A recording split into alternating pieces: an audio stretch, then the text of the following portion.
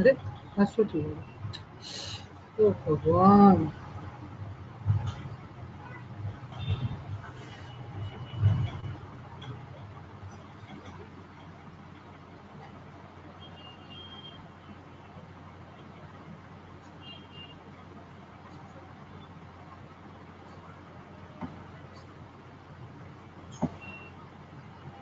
Your video and audio both are gone.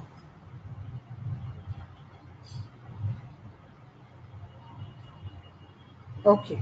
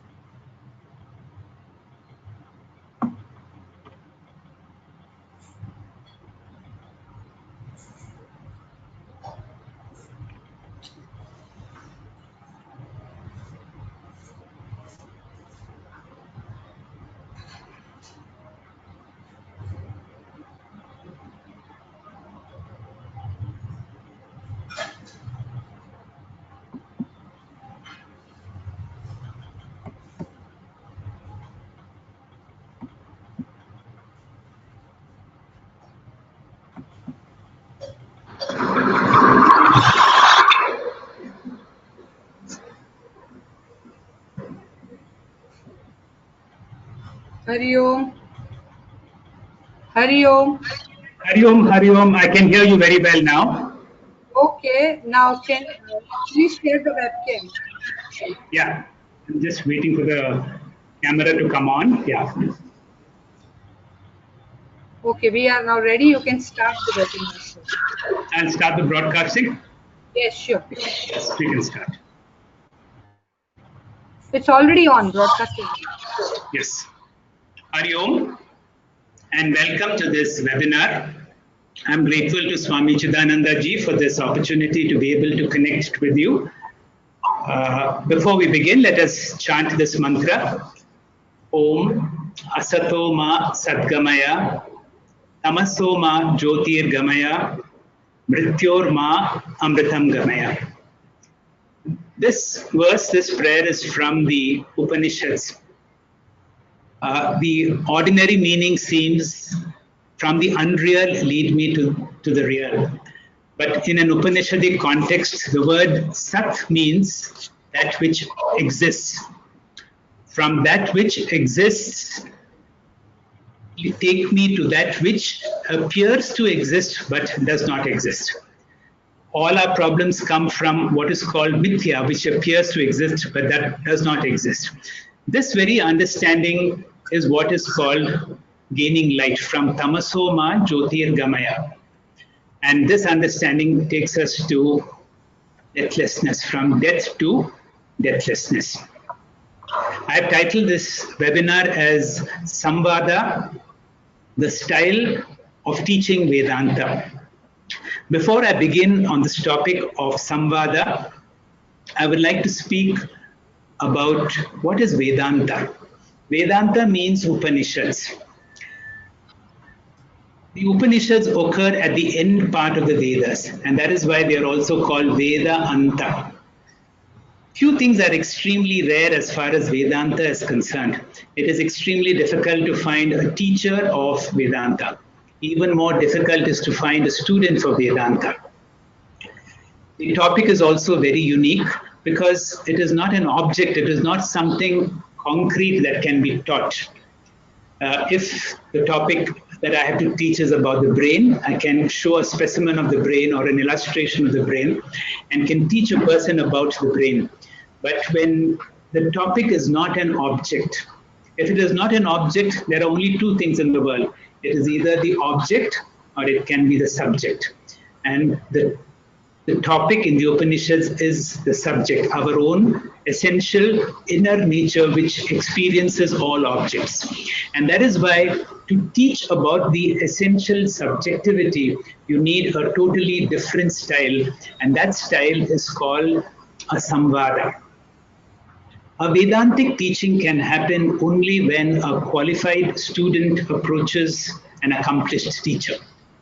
There is a verse in the Mundaka Upanishad, in the first chapter, second kanda, the very famous 12th mantra, which goes this way: Parikshya lokān karma-citān brāhmano nirvedam naya nasti krit akritena tat vignartam saha gurum eva abhigachet samit panihi shrotriya brahmanishta. Each word of this mantra is extremely useful for every seeker, for every student of the Upanishad. Parikshya lokān. Parikshya lokān literally means for those who have examined their lives. Socrates says, if you have not examined your lives, you have not really lived your life. If you have examined your life, you will realize one thing, that however accomplished you may be, there is always a feeling of, there is no sense of complete fulfillment. I have accomplished a great deal, but still there is so much yet to do. And this sense of what is called apurnatvam becomes a problem. There is a verse which somebody has said, if you always do what you always did, you will always get what you always got. And therefore, Pariksha Lokān is to really see what is that I have really accomplished. And such a student will come to a level of a sort of a frustration. That is the meaning of the Vairagya. Pariksha Lokān karma-citān brāhmano nirvedyam. Nirvedyam means Vairagya, a kind of a frustration with all the so-called accomplishments in the world. And when you find that, all my efforts have not led me anywhere, that vijñārtham, then there is a dawning of wisdom. A person is awakened to a new understanding. Tat vijñārtham saha gurum eva abhigachet. Such a person goes to a guru. And what kind of a guru? A Shrotriya Brahmanishta. What do you mean by Shrotriya Brahmanishta? Brahmanishta means one who is anchored in the Brahman, one who is not apart from Brahman, one who expresses Brahman in whatever way he is. And Shrotriya means one who has the ability to communicate, one who has the ability to express. Of course, it is our Shastra says that you cannot go to a teacher empty-handed, and that is the meaning of the word samitpani. Samitpani literally means that the student carries his past, and all your past is surrendered to the teacher in the form of a twig, symbolically in the form of a twig which you offer into the fire, and then you enter into a kind of a dialogue with the teacher, and that is called a Samvāda. That is why the teacher of Vedanta is venerated as Bhagwan. And whenever the dialogue is, it is not a dialogue between two equals. A Vedantic teacher is somewhere there and I am here. When it is a dialogue between two equals, it is called a vāda. And a vāda, for example, when two people of equal level are engaged in a discussion or a debate, now to say who is right, it requires an arbitrator or a judge to be able to say who is right. And the example that we have of a vāda is between Adi Shankaracharya and Mandana Mishra. And the arbitrator was the wife of Mandana Mishra. And an arbitrator is like a judge. And a judge has to go by certain guidelines. Now, normally in the court of a law, a judge would go by the constitution, which is the law of the land. And here, the arbitrator or the judge has to go by the Shastras and to decide in a vāda who is right. There are other worser forms of dialogues, and that is what is called jalpa vāda. Jalpa vāda is a kind of discussion that you see on our regular television screens when you have evening programs on the televisions where opposing parties are very strongly holding on to their point of view. They are not going to, they use wonderful logic, wonderful argumentative techniques. None of them are interested in the truth. truth is always a casualty, and all the experts and the arguments and the discussions in a jalpa vāda is only logic and argument to preserve and protect your point of view. This is exactly what we see in a court of law. In a court of law, before the argument starts, the person will swear. He says, I'm going to speak the truth, nothing but the truth and the truth. And the moment the swearing is over, all that they speak is which is far away from truth. In our experiences, we see sometimes in the operating rooms when a person is under anesthesia. Now, some of the anesthetic drugs are also called truth serum. Quite often our anesthetics are given very quickly, but if it is given slowly, it is like a person who goes through intoxication. And at these moments, a person speaks a greater truth than otherwise. Now, versus still form of a dialogue is called vitandā vāda. Vitandā vāda is a person where you don't go by arguments, but you try to attack your opponent by attacking the credibility of that person and saying that the credibility of the person is such that he does not deserve to be in such a dialogue, and that is the worst form of an argument. Now, when you come to study such a rare, refined topic like the Upanishads, the discussion has to be a Samvāda, and the purpose of this webinar is really to kindle interest in the very unique style in which the whole of Vedanta is taught in the form of a Samvāda. Let me introduce you to the Samvāda that happens in Mundaka Upanishad. I'm not sure if your camera can see this. Now, the Mundaka Upanishad is a dialogue between the student, Shaunaka, a prepared student, and the teacher is Angiras. Now, the student comes to the teacher and addresses the teacher as Bhagwan and asks this question, Bhagwan, what is that knowing which everything can be known? Now, and the whole of the Upanishad is an attempt to answer what is that fundamental principle, knowing which everything can be known. Now, when you realize that the Upanishad is talking about this, and the whole of the Upanishad is a wonderful dialogue, a wonderful way in which the teacher is able to bring an answer to this fundamental question, what is that principle knowing which everything becomes known? The teacher makes a very clear distinction between two kinds of knowledge. He does not answer the question directly. He says there are two kinds of knowledge. One is called aprameya. Aprameya all deals with the objective science, with the material world. And then another kind of knowledge, which he calls, is called the paravidya, or the subjective knowledge about the knowledge of the very consciousness or the very person. And through the process of dialogue, now in a webinar, it is very difficult for me to say how this dialogue unfolds, but in the course of dialogue, this Upanishad very clearly brings about what is called the Sat principle. What is that which is existent? And during the question answer time, if there is a possibility, I will try to attempt to answer this question. Very often the teacher is very clear, wants to know what is the level from which the student comes before these questions can be answered. There is another very interesting Upanishad called the Kena Upanishad. The Kena Upanishad is a dialogue again, where the student comes and asks the teacher, I'm able to see, I'm able to hear, I'm able to think, I'm able to breathe. What is that principle within me which makes my eyes see, which makes my ears hear, which makes my mind think?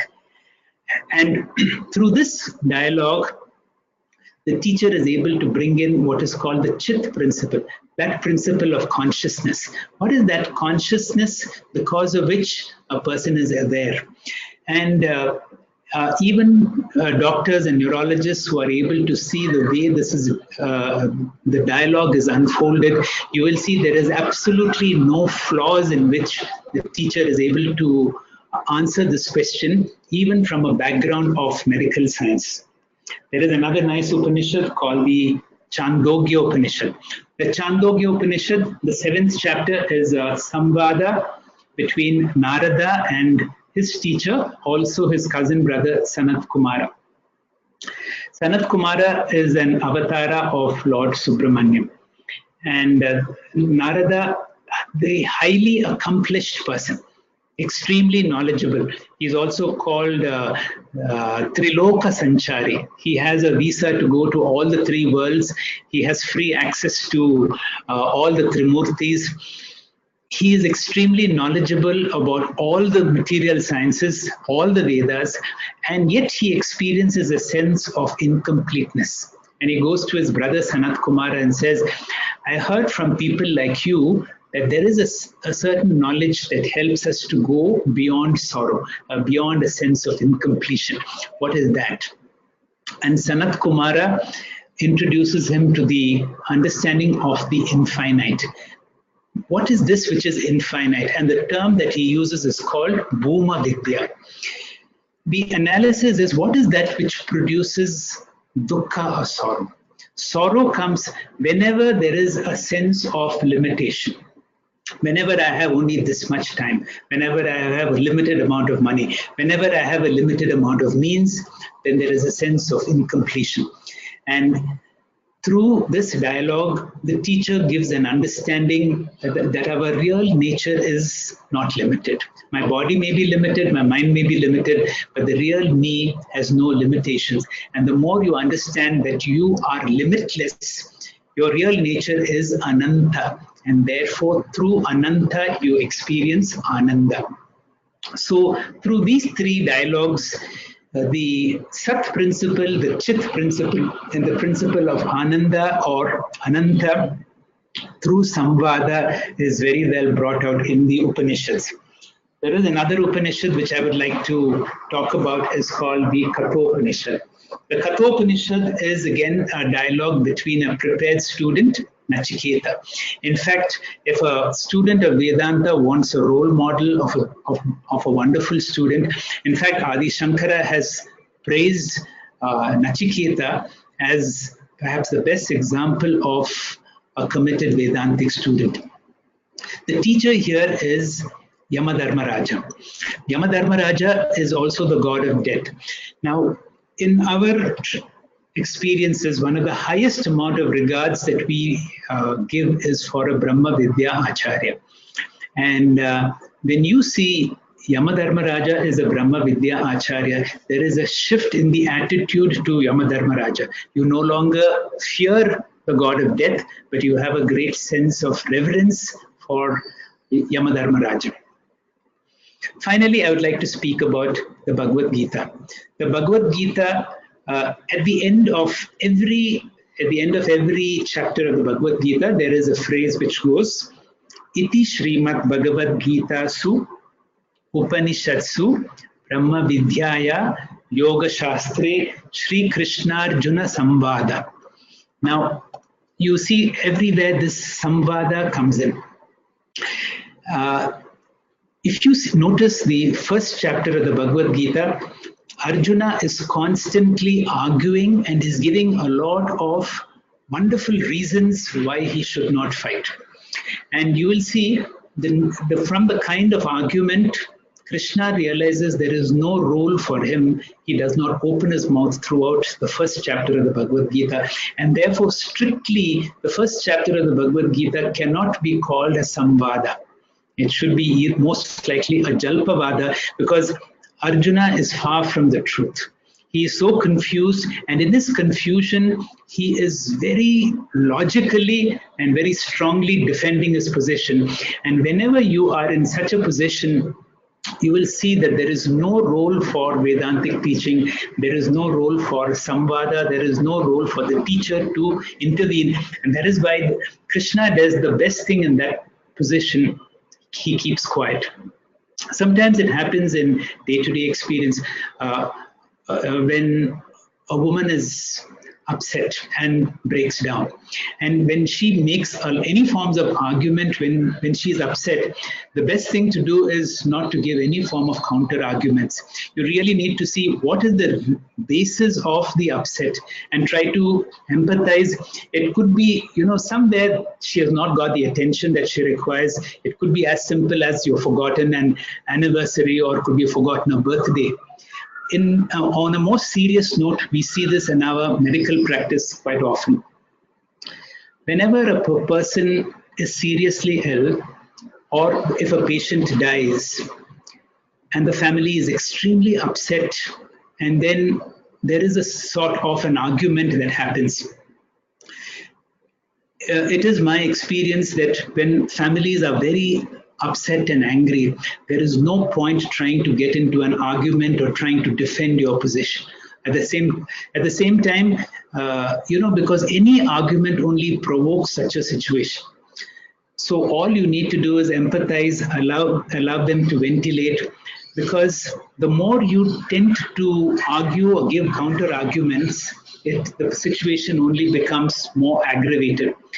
Particularly as doctors are used to a certain level of interaction, because as long as there is a patient, the doctor is treated as a doctor. But the moment the patient dies, the person's role as a doctor ceases to be. And this, in our experience, is really what you can learn from the first chapter of the Bhagwad Gita. It is not there is no point, it is not a Samvāda. There is no way any form of useful discussion can happen when a person is upset. And if I can dare to make a suggestion, iti Srimad Bhagavad Gita Su Upanishadsu Brahma Vidyaya Yoga Shastre Shree Krishna-Arujuna, it cannot be Samvāda. This footnote has come subsequently. It is not from the original Gita, and I think it is around the 16th century when a commentary on the Bhagwad Gita was written by Madhusudana Saraswati. Madhusudana Saraswati gave a commentary called Gūdārtha Deepika, and in that he brought out the famous Gita Dhyana shlokas. And from then on, many people have incorporated this footnote at the end of each chapter. The Bhagwad Gita, in the Bhagwad Gita, Arjuna asks between 12 to 13 questions. And one question which I would like to bring out is the question which happens towards the end of the second chapter, where Arjuna asks Sri Krishna, and this is considered one of the striking questions, where he says, what are the qualities of a person who's a sthita prajna? Sthita prajna ka bhasha. What are the indicators of a person with a spiritual wisdom? And Krishna gives a brilliant reply in one verse. And the rest of the verses are, until the end of the second chapter, is an elaboration of this particular verse, where Krishna says, Atmanevatmana tushtaha. That person who is so complete just the way you are. And such a person is called a sthita prajna. And such a person is a purna purusha, or such a person is complete in every way. The Taittiriya Upanishad, the second chapter, Brahmananda Valli, begins in a very amazing way. And in this chapter, it begins by saying, Brahmavid apnoti param. This comes in other Upanishads, including the Mundaka Upanishad. What does it mean? Brahmavid apnoti param means the knower of Brahman becomes Brahman. It is not just becoming one with Brahman. You become Brahman. There is absolutely no difference between you and Brahman. And this is what the Upanishad declare. Brahmavid apnoti param. And if a person is not able to understand, this is called the seed mantra. It elaborates this through a quotation from the Rig Veda, which says, Tadesham yukta satyam jnanam anantam brahma yo vedam nihitam guhaya parame soshnute sarvan kaman. All your desires can be fulfilled. He says, if you are able to discover that Brahman, which is of the nature of Satyam Jnanam Anantam Brahma. Anantam, what I described as Bhuma. Satyam, Sat, Jnanam means Chit. That real nature, which is of the nature of Satchit Ananta. And that is why at the end of every discourse, the teacher concludes by saying, Om Purnam Adaha. That, or Paroksha, Bhagavan is Purna. Purnam Idam, I am also complete. Purnat Purnamudachyate. Although I have come out from Purna, Purnasya Purnamadaya, even though Purna has been taken out from Purna, Purna still remains the whole. The whole continues to remain. Now, this is the power and the greatness of the Upanishads, where they are able to tell you how complete you are if you are able to understand the import and the significance of the Upanishads. And that's why, again, every teaching concludes with a blessing from the teacher to the students, which says, Sarve bhavantu sukhina, Sarve santu niramaya, Sarve badhrani pashyantu, ma kaschit dukkha bhavet. May everyone be happy, may everyone be auspicious, may everyone be healthy, may everyone experience Purnatvam.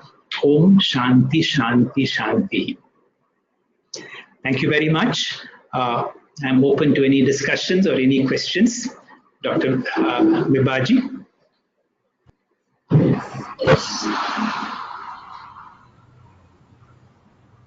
This hand was raised earlier, but we'll ask her. I didn't get you.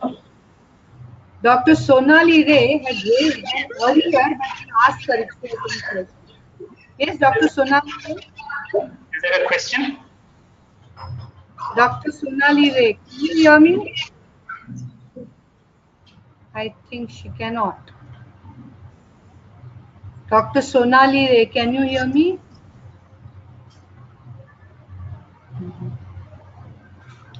I think she doesn't have mic or maybe something like that. Sometimes we can text the questions also. Our text question is not there right now.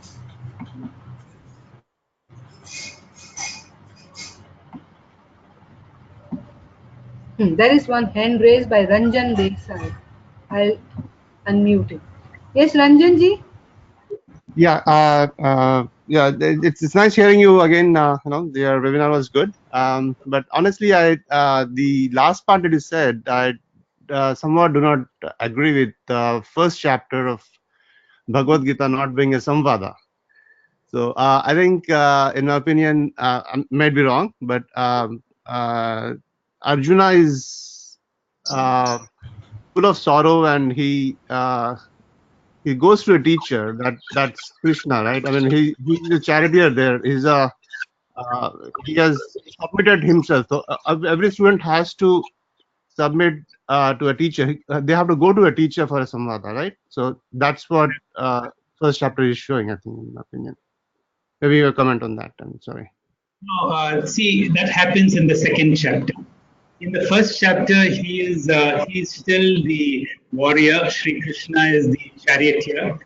The whole of the first chapter concludes that way. Now, the first 10 verses of the second chapter, you see a major transition happening. Around the fifth or sixth verse, Arjuna begins to realize the problem is now with himself.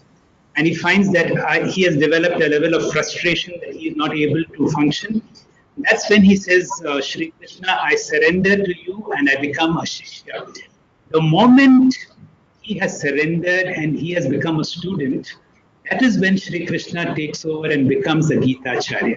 So you will see a big transition between the type of arguments Arjuna makes in the first chapter and Arjuna makes in the second chapter in the first 10 verses. So when Arjuna surrenders, he throws his bow and arrows down. He's no longer a warrior. He's now a student. That is when Krishna is able to immediately take over and make that famous verse, Asocyanam Anvasochat. You are grieving for someone who does not deserve to be grieved. Prajna Badam Sabhasase Gatasu na Gatasuncha Nanu Sochanti Pandita. And many teachers have said this is the summary of the entire Bhagavad Gita. He says, a person of wisdom a person with spiritual wisdom does not grieve on any reason. And uh, uh, and therefore he has already declared that Arjuna is not a pandita. You seem to be like a wise person. You give great arguments, but then a person with spiritual wisdom does not feel sorrow on any occasion. So that is the transition that happens in the second chapter. So I think what I feel is that we should take the whole 18 chapters as one Bhagwad Gita, right? So it's a Samvāda of a student and a teacher. So instead of saying the first chapter, and I'm still a little confused in that. So that's okay, that's fine then. Thank you very much.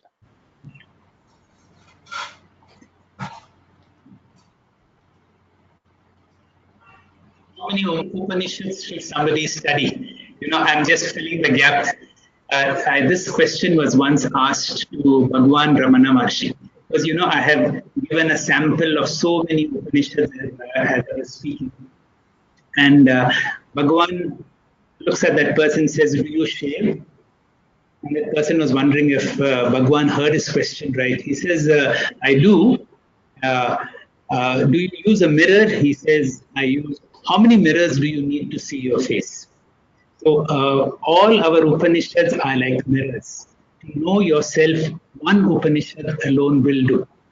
But each Upanishad brings out our true nature in so many wonderful ways. That is why, although every Upanishad brings out Satchid Ananda in its own way, the Mundaka Upanishad would focus more on Sat, Kena Upanishad would focus on Chit, one chapter of Chandogya focus on Bhuma or Ananta, and so on. Any more questions? Yeah, right now there's one text question by A.R. Ganti. A.R. Ganti says, can you please recommend authors for commentaries on Upanishads since there are many? That is from Anita Nayak, sorry. Anita Nayak. The problem with the study of the Upanishads is not by reading books or commentaries. By reading books and commentaries, you will definitely be more confused than what you are before. That is why it requires the presence of a living guru, a living teacher.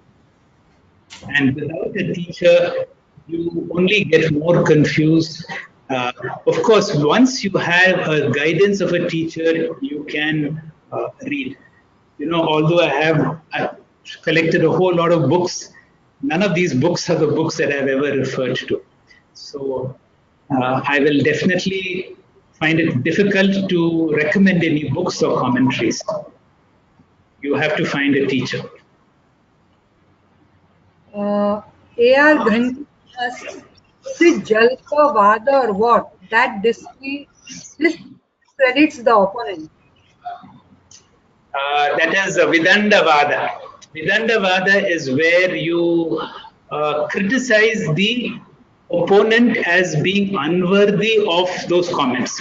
It is like if somebody is speaking against corruption and has been convicted for corruption, and then you begin to say, on what standing can you make those arguments? So you try to attack the credibility of the person and then try to prove to the judge or to the audience or the jury to say, what values any statements from such a person. That is the worst form of arguments, but sometimes when you have to win an argument, you have to use all these techniques of arguments. But these are certainly not the styles of teachings of the Upanishads. There is a question from Shushil Vadwa.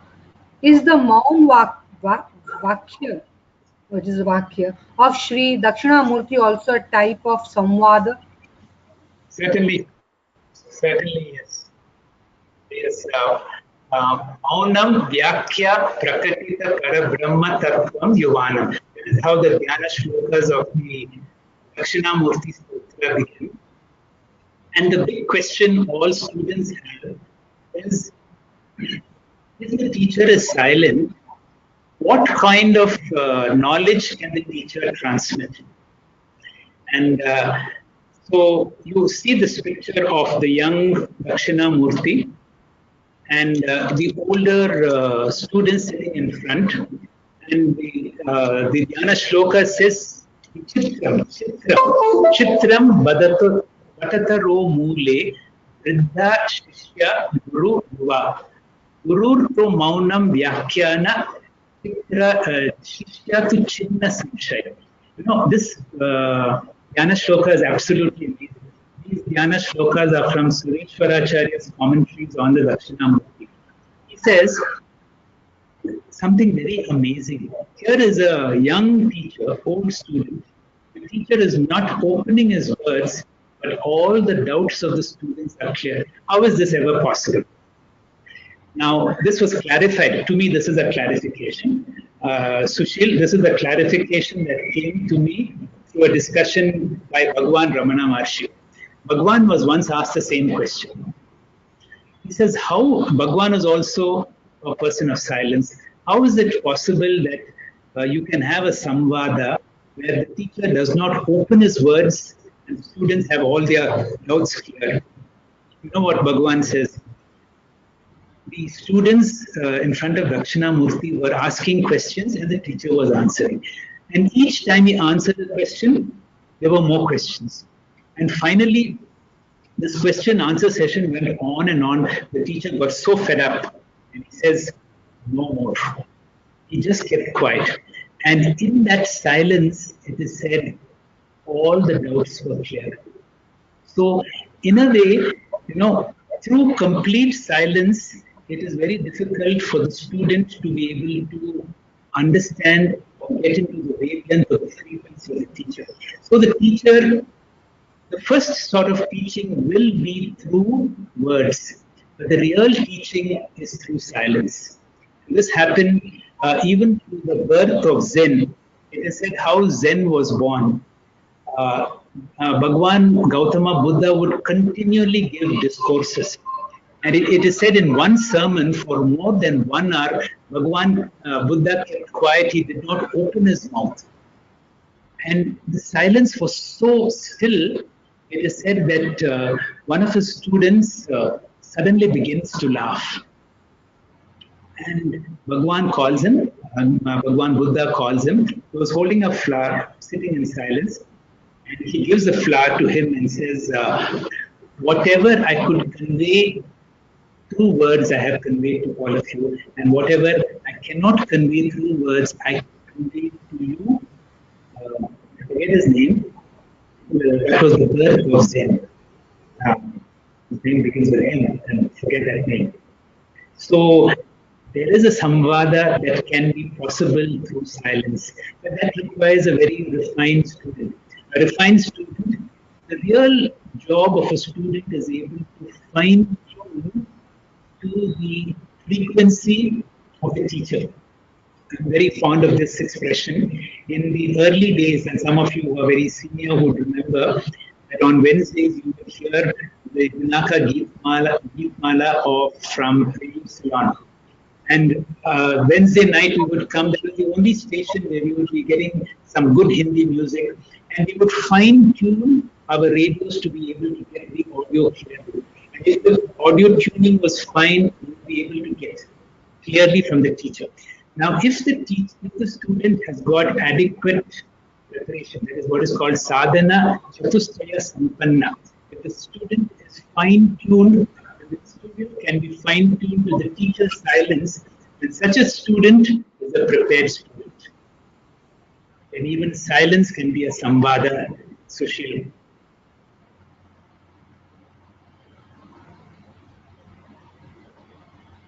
Is the audio still there? Yeah. Yes.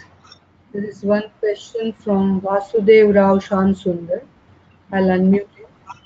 Yes, Vasudev ji? Yeah. It is also said that the Mauna Vyakya, the silent teaching, it's some other places I've heard is that the teacher is silent about the Brahman, is not talking about the Brahman. So That's true. because when there is a silent teaching, you don't know what the teacher is saying and what the students are understanding. So it's That is why it is said that Gautama Buddha never spoke about God. Even even to say that God cannot be defined is defining God in a particular way. And that is why this is another style of teaching where that which cannot be expressed should not be expressed. One of the greatest minds of China, I think it was Lao Tzu. Lao Tzu said, "Those who know don't speak; those who speak don't know." And therefore, for a person who knows, it is so difficult to transmit what he knows through words. And he's certain that whatever words he uses is going to be misunderstood. And therefore, this is the problem a person has in conveying very special understanding through words. okay. I just have a comment, not regarding the lecture, but the audio part of it is still, it's not clear. You know, some of the words are being swallowed up. Sorry. I just wanted to let you know. Thank you for your.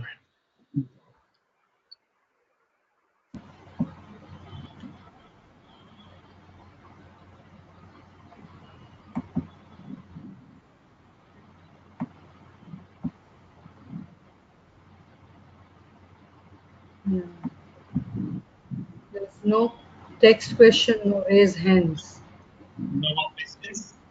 Yeah, Should we close? yeah. I think we'll wait for a second.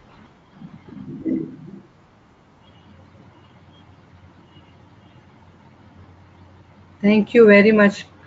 Thank you, Bhagwad. Good day. Very nice webinar. We enjoyed it.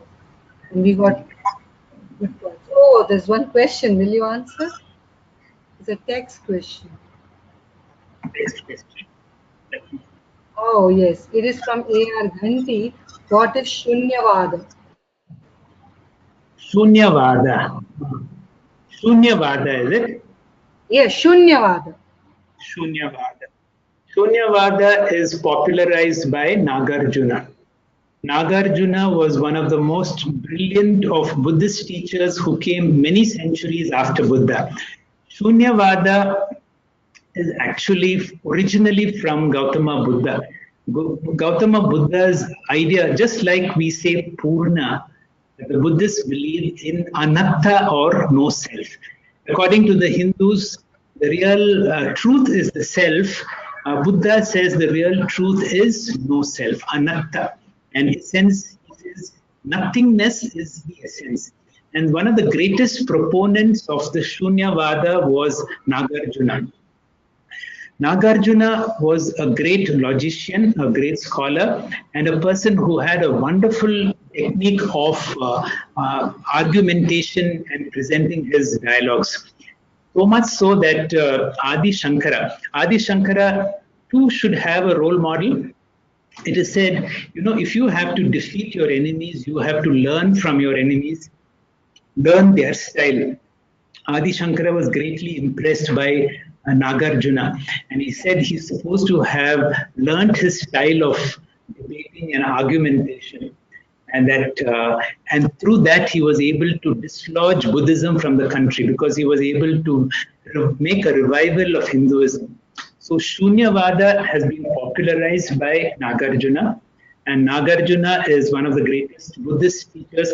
After Buddha came, there were 4 schools of Buddhism, and one of the schools is Shunyavada, which is known from Nagarjuna, but Shunyavada comes originally from Gautama Buddha. There is a Buddhist sutra called Hridayam Sutra. All Buddhist texts are in Pali, but the Hridayam Sutram is in Sanskrit. Very strangely, you have a wonderful Sanskrit text where the Hridayam Sutra is a discussion between Sariputra. Sariputra is considered to be a bodhisattva. A bodhisattva is somebody who is on the verge of becoming a Buddha. And here is a very unusual Samvāda. Normally, like Sri Krishna-Arujuna Samvāda, Arjuna asks questions and Krishna answers. In the Sariputra Buddha Samvāda, Sariputra is there, he has not opened his mouth, and Buddha is answering his questions. And these are Sanskrit words, and it begins, the opening word is Tasmad, therefore Sariputra. Now, when somebody says therefore, that means there must be something before. So Buddha is able to read the mind of the student and answer his question. And that is where you have that famous mantra, Gate Gate Paragate Parasam Gate Bodhi Swaha. So, now last question, what is Arthavada? Prameya Granti. Arthavada. Yes. I am not aware of Arthavada. Yeah, I'm not sure if it's a method of dialogue. Artha means wealth. Artha. I'm not aware of that term. Arthavada. Okay.